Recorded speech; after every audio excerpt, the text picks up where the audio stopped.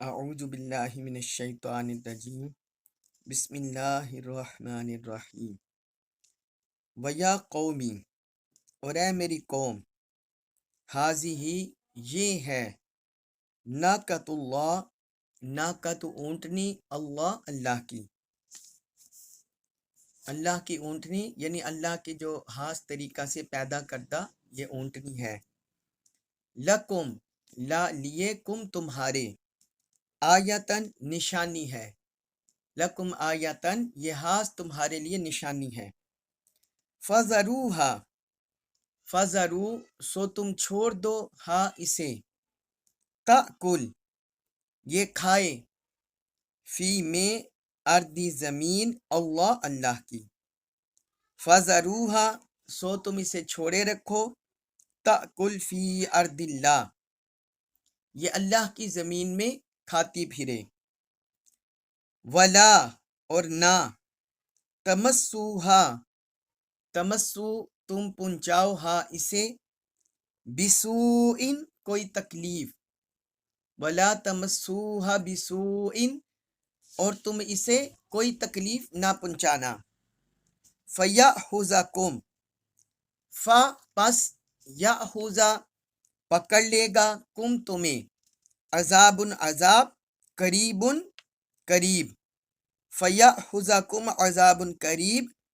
ورنہ تمہیں قریب عذاب آ پکڑے گا جو قریب واقع ہونے والا عذاب ہے وہ تمہیں آ پکڑے گا۔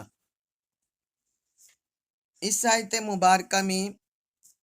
اللہ رب العزت نے حضرت صالح علیہ السلام کی قوم کی طرف سے ایک ڈیمانڈ کا ذکر کیا ہے اور اس ڈیمانڈ کو جو اللہ کی طرف سے پوری کی گئی اس کا ذکر کیا ہے۔ جب بھی کسی نبی کی اپنی قوم میں بعثت ہوئی اور انہوں نے اللہ اور اللہ کے رسول کی دعوت دی، توحید کی دعوت دی، رسالت کی دعوت دی، تو اس قوم نے ان سے کوئی نہ کوئی نشانی طلب کی، کوئی معجزہ طلب کیا۔ تو حضرت صالح علیہ السلام نے بھی جب اپنی قوم کو دعوت دی تو ان کی قوم نے بھی ان سے نشانی طلب کر لی،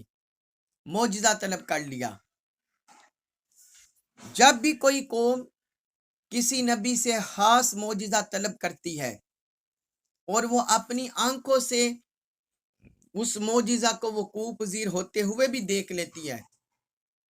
تو اس وقت پھر اس پر لازم ہو جاتا ہے کہ وہ اس نبی پر، اس رسول پر ایمان لائے۔ اگر وہ ایمان نہیں لاتی اور اسی طرح مخالفت کرتی ہے تو پھر اللہ تعالیٰ کی طرف سے گرفت کا شکار ہوتی ہے اور اللہ پاک کی طرف سے پکڑ ہو جاتی ہے اس قوم کی، کیونکہ وہ اپنی ظاہری آنکھوں سے پھر اللہ کی ذات کو جھٹلا دیتی ہے، اللہ کی قدرت کو جھٹلا دیتی ہے۔ تو ان کی قوم نے ان سے مطالبہ کر دیا، تو اس کے جواب میں اس میں روایات میں آتا ہے کہ ان کی قوم عید پر نکل رہی تھی، عید کا دن تھا، وہ جا رہی تھی۔ انہوں نے حضرت صالح علیہ السلام سے مطالبہ کر دیا کہ یہ پہاڑ ہے، اس میں سے ہمیں اونٹنی نکال کر دکھا دے۔ حضرت صالح علیہ السلام نے اللہ سے دعا کی تو اللہ تبارک و تعالی نے وہاں سے صحیح سلامت اس پہاڑ کے اندر سے اونٹنی کو پیدا کر کے نکال دیا۔ اس اونٹنی کو پہاڑ سے نکلتے ہوئے ان کی قوم نے بھی دیکھ لیا، حضرت صالح علیہ السلام کی قوم نے بھی دیکھ لیا۔ تو اسی کا اشارہ اس آیت میں ہو رہا ہے۔ آگے پھر کچھ اور پابندیاں حضرت صالح علیہ السلام کی طرف سے لگائی جا رہی ہیں۔ اب وہ اونٹنی کس طرح معجزات تھی، اس کی مختلف جہتیں تھیں، جو وہ صرف ایک معجزہ نہیں تھی بلکہ ایک معجزہ کی شکل میں اس کے اندر کئی معجزات تھے۔ ایک تو پہاڑ کے اندر اونٹنی کا پیدا ہونا، نہ اس میں کوئی غار بلکہ ایک پتھروں کا پہاڑ ہے، اس کے اندر پیدا ہونا، ایک یہ معجزہ۔ پھر اسی وہ بچے کی شکل میں بھی نہیں بلکہ جوان طاقتور شکل میں، تو اس کا اس پہاڑ کے اندر پلنا بڑھنا، یہ سب کچھ صحیح سلامت جسم کے ساتھ نکلنا، یہ بھی دوسرا معجزہ۔ اور پھر جس وقت وہ نکل آئی تو پھر بعد میں وہ حاملہ بھی ہو گئی، تو بغیر کسی نر کے یہ تیسرا معجزہ یا ظاہر ہوا۔ پھر اس کا بچہ بھی ہوا۔ پھر وہ اونٹنی اتنی اللہ کی طرف سے ہیلدی تھی کہ وہ پورے کنویں کا پانی پی جاتی تھی، یہ بھی معجزہ تھا۔ تو اس طرح، اور پھر ایک اور معجزہ تھا کہ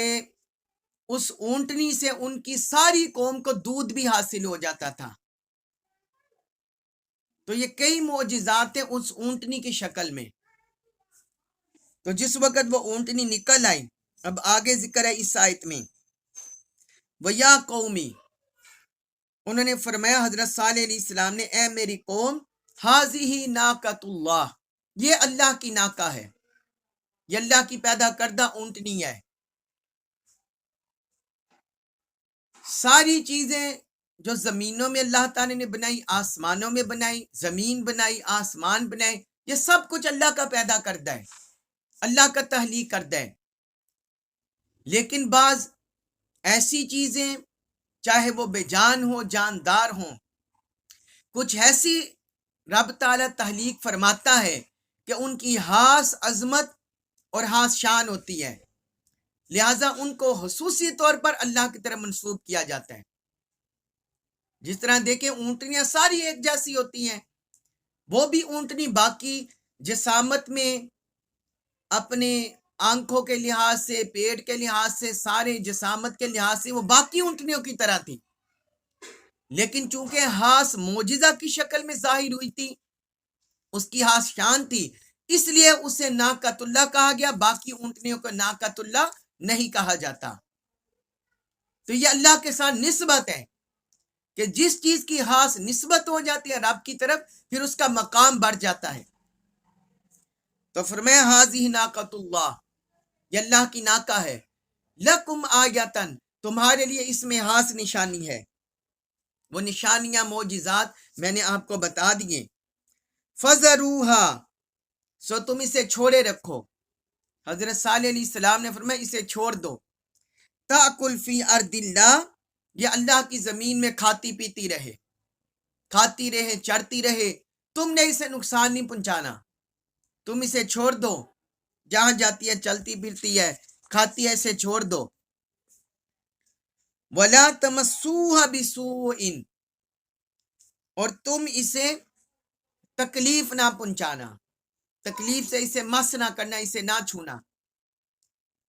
کیونکہ حضرت صالح علیہ السلام اپنی قوم کی سرشت پہچان گئے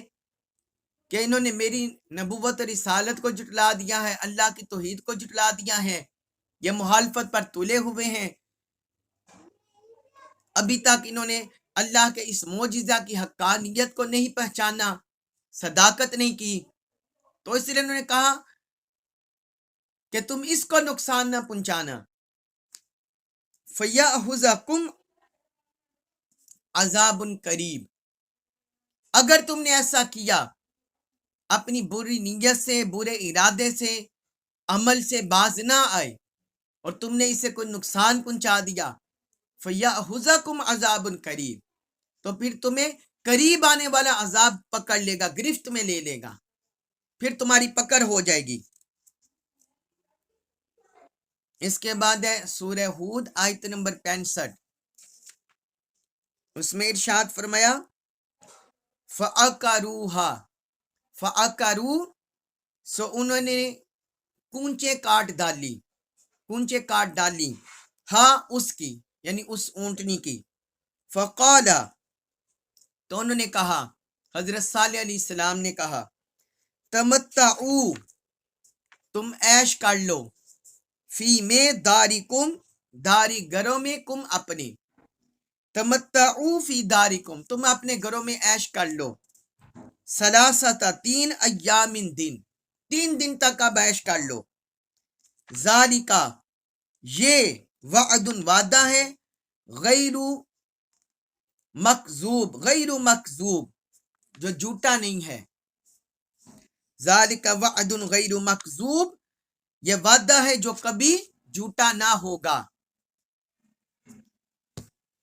حضرت صالح علیہ السلام نے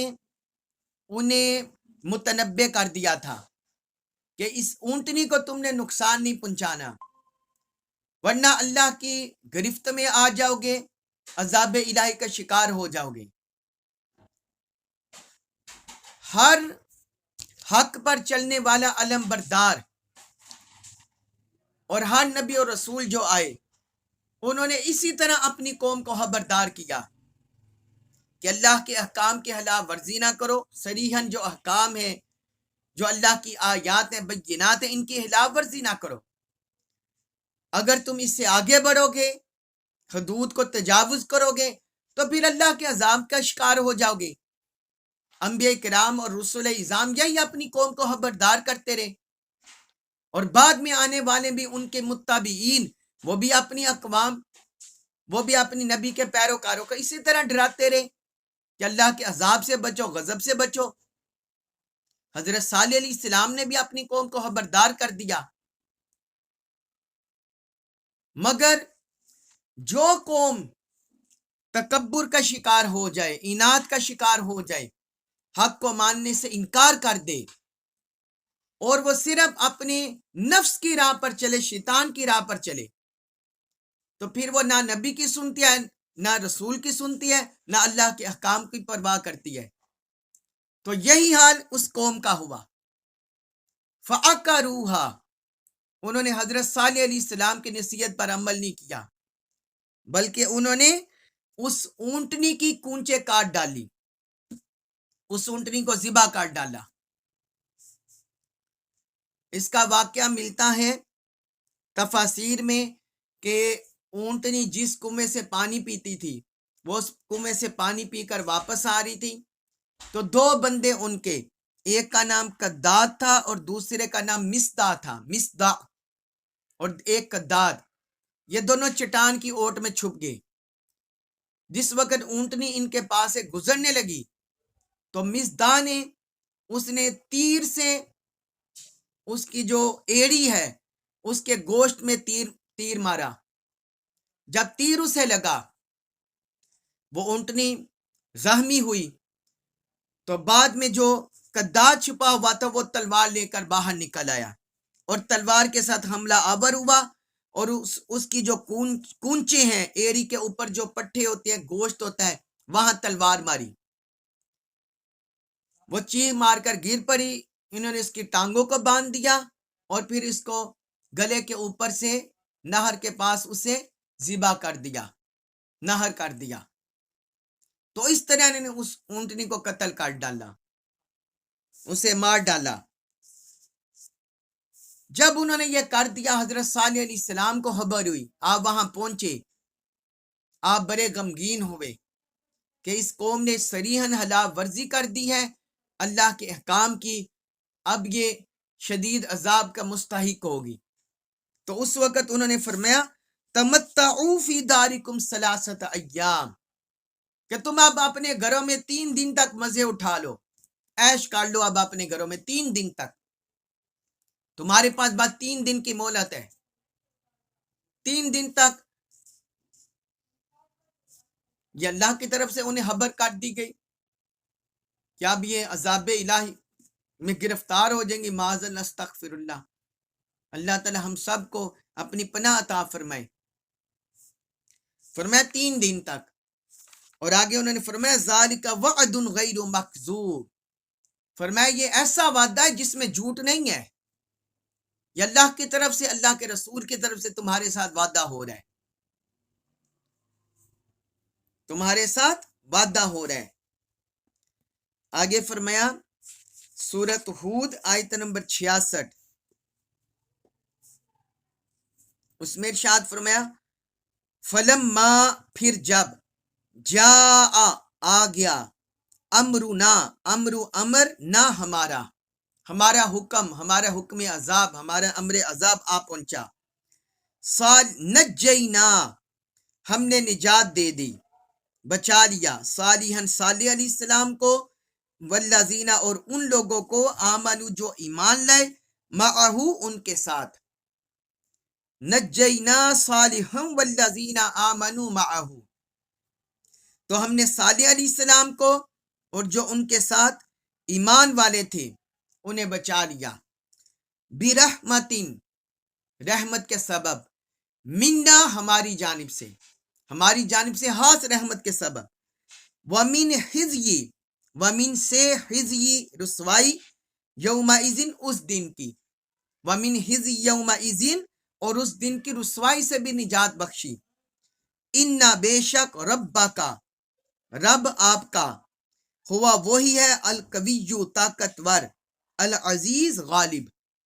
انا رب کا ہوا القوی العزیز بے شک آپ کا رب ہی طاقتور غالب ہے۔ اب اس آیت مبارکہ میں اللہ تعالی نے اپنے امر عذاب کا اور جو ان سے بچا لیے گئے اس سے ان کا ذکر کیا ہے۔ اسی طرح کی ملتے جلتے الفاظ سے ہم نے حضرت ہود علیہ السلام کے واقعہ میں بھی پڑھ لیا، آیت نمبر 58 میں سورت ہود کی آیت نمبر 58 میں یہی ہم نے پڑھ لیا۔ اور پھر جو باقی حضرت نوح علیہ السلام کا واقعہ آیا تھا آیت نمبر 40 میں، اس میں بھی اسی طرح کا گزرا کہ جو نبی ہوتے ہیں کسی بھی قوم میں، نبی ہوئے رسول ہوئے جنہوں نے اپنی قوم کو دعوت دی، جب نافرمان قوم پر عذاب آیا تو نبی اور ان کے پیروکار بچا لیے گئے۔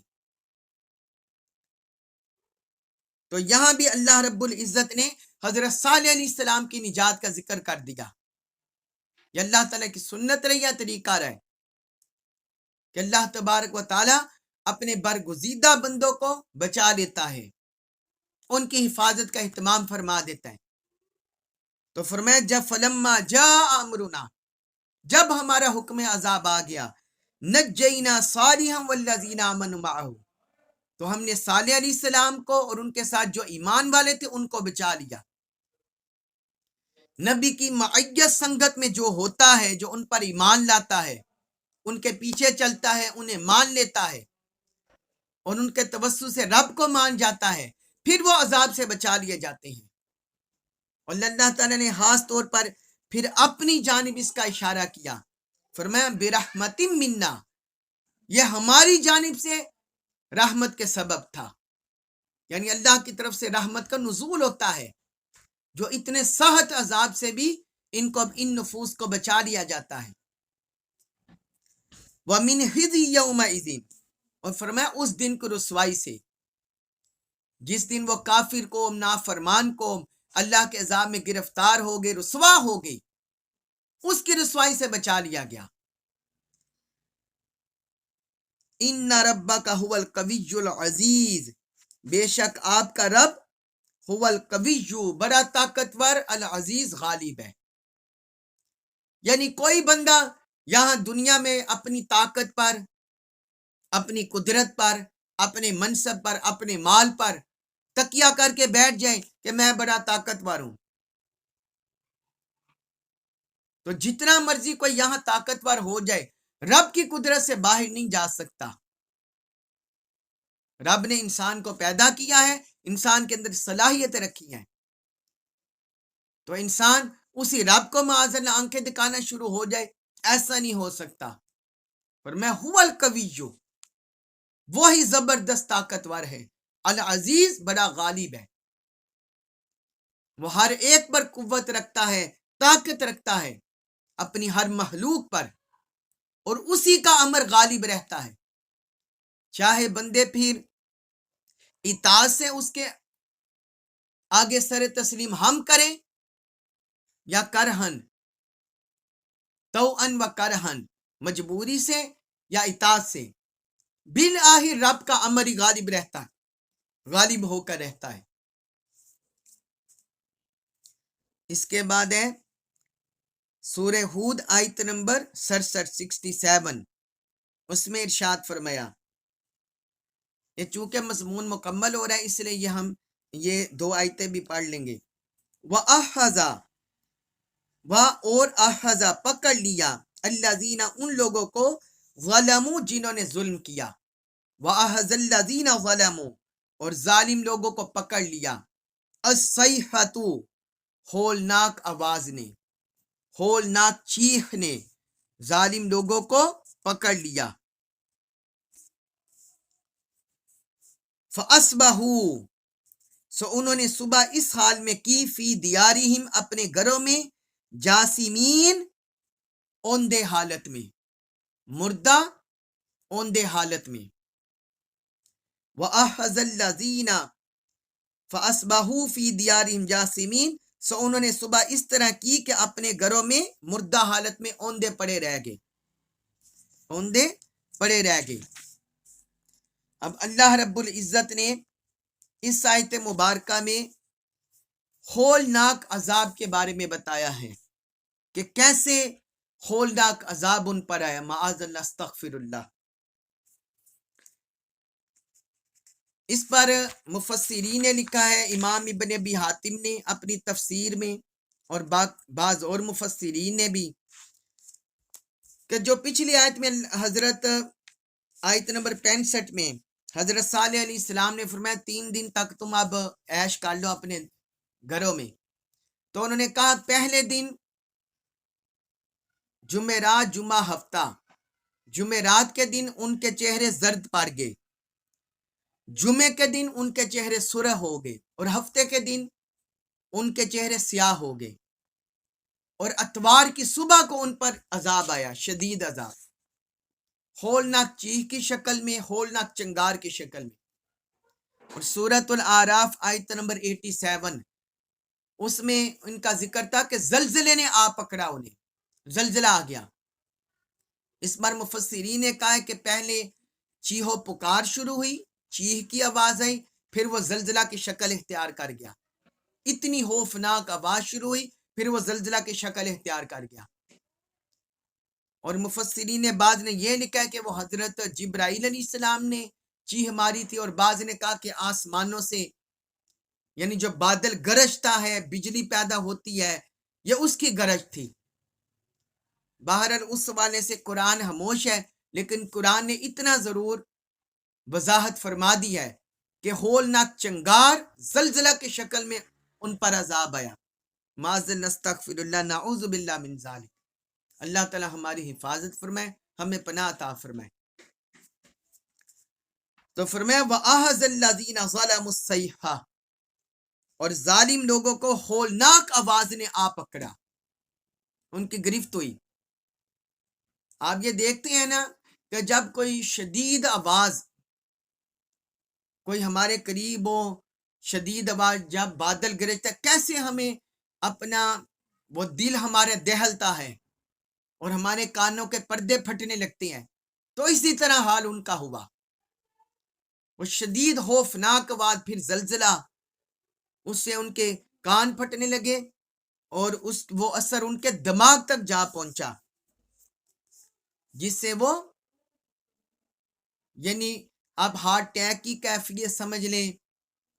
تو اس طرح وہ کیفیت ہوئی کہ وہ اسی حالت میں اپنے گھروں میں مرے پڑے رہ گئے۔ تو اللہ تعالیٰ نے فرمایا خوفناک چنگاریں فَأَصْبَحُوا فِي دِيَارِهِمْ جَاثِمِينَ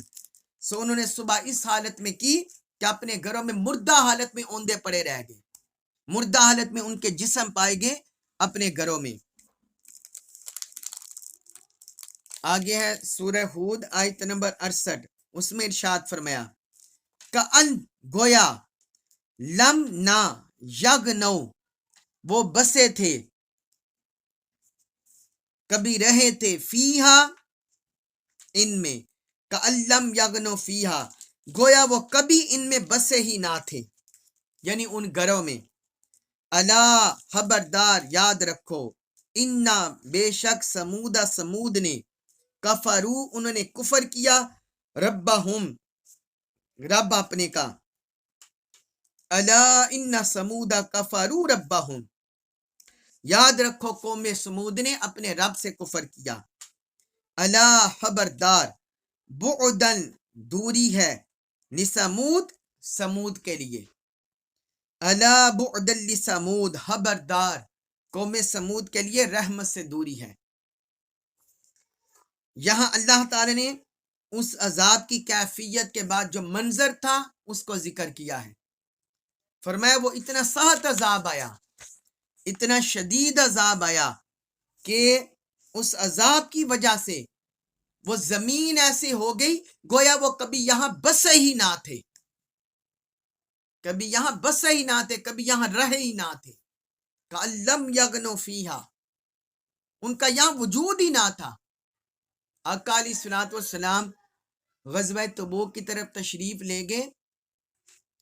یہ 9 یا 10 ہجری کو یا 8 ہجری کو شام کی طرف، تو وہاں سے واپسی پر آپ اس قوم کی بستی سے گزرے، ہجر کی بستی سے۔ تو حضور صلی اللہ علیہ وسلم نے صحابہ سے فرمایا اپنی یہاں سے جب بھی تم عذاب والی جگہ پر گزرو تو روتے ہوئے اپنی شکل بناتے ہوئے گزرو اور تیزی سے گزر جاؤ، کیونکہ یہاں پر اللہ کا عذاب ہوا ہے۔ تو آپ صلی اللہ علیہ وسلم یہاں سے تیزی سے گزر گئے، سر نیچے کیے ہوئے، سر اقدس، آپ تیزی سے گزر گئے وادی ہجر سے، جہاں اس قوم پر عذاب آیا تھا۔ تو رب نے فرمایا دیکھو کہ وہ ایسی بستی ہوگی گویا وہ یہاں آباد ہی نہ ہوئے تھے۔ پھر آگے فرمایا الا ان ثمود کفروا ربهم، خبردار اس کی وجہ یہ ہے کہ انہوں نے اپنے رب کی، قوم سمود نے اپنے رب کے ساتھ کفر کیا، اپنے رب کو جھٹلا دیا، اپنے رب کی واضح نشانی کو، قدرت کو جھٹلا دیا، نبی رسول کو جھٹلا دیا۔ اور پھر آگے فرمایا الا بعد لثمود، خبردار یاد رکھو قوم سمود کے لیے رحمت سے دوری ہے۔ بعد کا مطلب دوری ہوتا ہے، تو کس چیز کی دوری؟ کوئی زمانی مکانی نہیں، کوئی زمانی مکانی نہیں، بلکہ اللہ کی رحمت سے دوری، اللہ کی رحمت سے دوری۔ فرمایا ان کے لیے یہ عذاب مقدر ہوا۔ اللہ تبارک و تعالی سے دعا ہے کہ یہ جو نافرمان قومیں ہیں، جو ان کے اعمال تھے، اللہ تعالی ہماری ان سے حفاظت فرمائے، ہمیں اپنی کامل بندگی نصیب فرمائے، توحید کی کامل معرفت نصیب فرمائے، اپنے حبیب مکرم صلی اللہ علیہ وسلم کی کامل اطاعت محبت نصیب فرمائے، قرآن مجید کا کامل فہم نصیب فرمائے، اور ہمیں اس پر عمل پیرا ہونے کی توفیق عطا فرمائے۔ وما علیہ الا البلاغ المبین۔